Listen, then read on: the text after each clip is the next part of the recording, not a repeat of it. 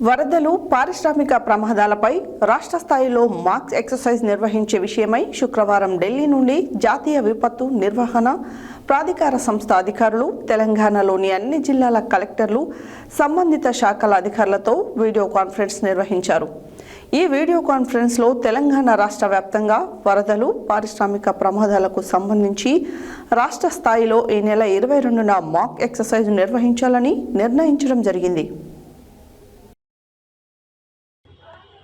వరదలు, పారిశ్రామిక ప్రమాదాలపై రాష్ట్ర స్థాయిలో మాక్ ఎక్సర్సైజ్ నిర్వహించే విషయమై శుక్రవారం ఢిల్లీ నుండి జాతీయ విపత్తు నిర్వహణ ప్రాధికార సంస్థ అధికారులు, తెలంగాణలోని అన్ని జిల్లాల కలెక్టర్లు, సంబంధిత శాఖల అధికారులతో వీడియో కాన్ఫరెన్స్ నిర్వహించారు. ఈ వీడియో కాన్ఫరెన్స్లో తెలంగాణ రాష్ట్ర వ్యాప్తంగా వరదలు, పారిశ్రామిక ప్రమాదాలకు సంబంధించి రాష్ట్ర స్థాయిలో ఈ నెల 22న మాక్ ఎక్సర్సైజ్ నిర్వహించాలని నిర్ణయించడం జరిగింది.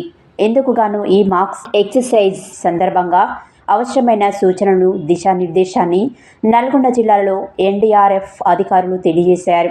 అంతేకాక మాక్ ఎక్సర్సైజ్ అనంతరం మరోసారి నల్గొండ జిల్లాలోని సంబంధిత శాఖల అధికారులతో సమన్వయం సదస్సును ఏర్పాటు చేసి వరదలు, పారిశ్రామిక ప్రమాదాల నివారణకై జాతీయ విపత్తు నిర్వహణ సంస్థ ద్వారా చేపట్టాల్సిన చర్యలపై పునఃప్రణాళిక రూపొందించాలని, ఈ సదస్సులో నిష్ణాతుల అభిప్రాయాలను, సూచనలను పరిగణలోకి తీసుకొని ప్రణాళిక రూపకల్పనపై దృష్టి పెట్టేందుకు అవకాశం ఉంటుందని తెలిపారు.